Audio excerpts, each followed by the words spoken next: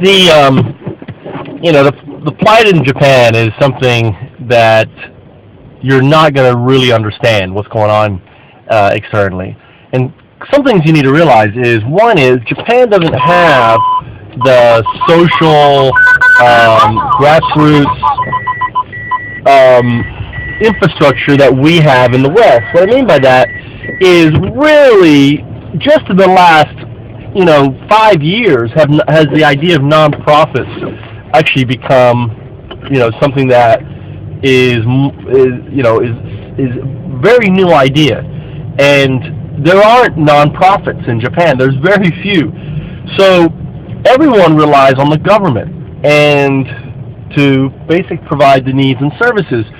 So what happens is, in an event at this magnitude, the government actually becomes a bottleneck, because all of the efforts that are done from these larger organizations, let's say the Red Cross, if you're donating to groups like USAID and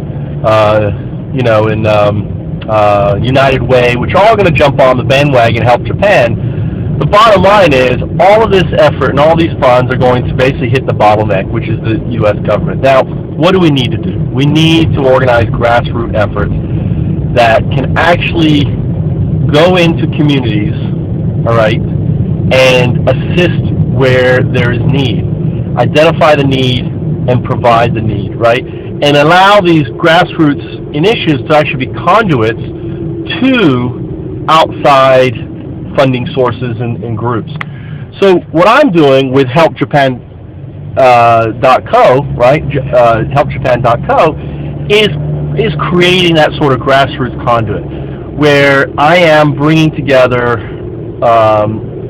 folks that I know within our community, a safe community, we're fine in this community, that now can become a conduit where outside aid comes into this conduit, and then we go directly to where we need to deliver the aid.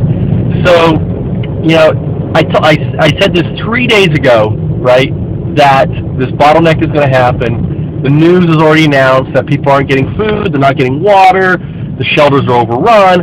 And if you go to Google, click on the Google, go to google.com, right, click on Help Japan, and then select shelter to give you a really idea, and ask yourself, can one entity like a government facilitate the needs of all those shelters?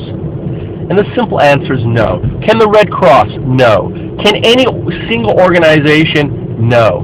So, what we need to do, and we're here in Japan, I'm here in Japan, I have a network of folks that I can leverage and move to aid. However, I need to basically compensate them and say, listen, quit your job as a teacher right now, take a hiatus, take 3 months off, and let's help out the Japanese people. I have basically stopped all my work and focused 100% of my time on this, because I think it's more important than for me, making a salary from the United States. I need to help the people in Japan.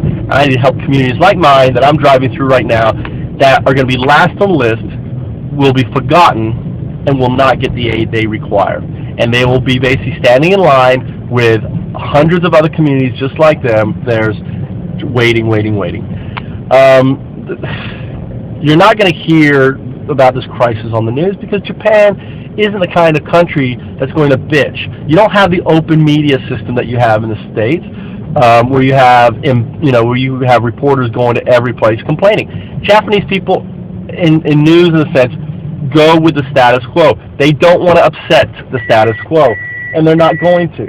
So you have to trust me in the sense that, hey, maybe Michael knows what he's talking about, right? Maybe the fact that I've been here 6 years and I understand the system and, the plight of what's going on, and maybe, just maybe, I have a solution. And is it worth a $25 or $100 investment, to explore that and say, hey, I'm going to give $100. Yeah, I'll give $100 to the Red Cross, but I'm going to give $100 to Michael too, because he just may be onto something. Since he's there, he knows the situation, and can actually do something about it. Now, I can't help all of it, and I'm not saying I can help. What I want to do is help communities like my own recover, all right? I want to help one community One community. Focus all my attention on helping one community get out of it, and then duplicate those efforts and improve it for the next one and the next one and the next one. As we demonstrate what we do, more funds will come in. As more funds come in, we can help with more.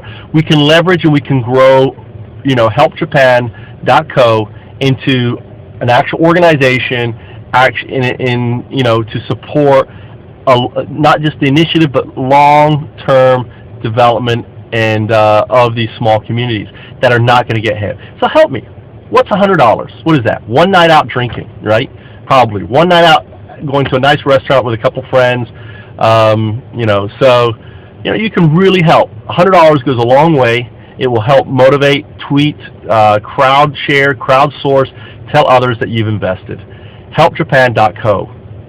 It's the way we can really make a difference.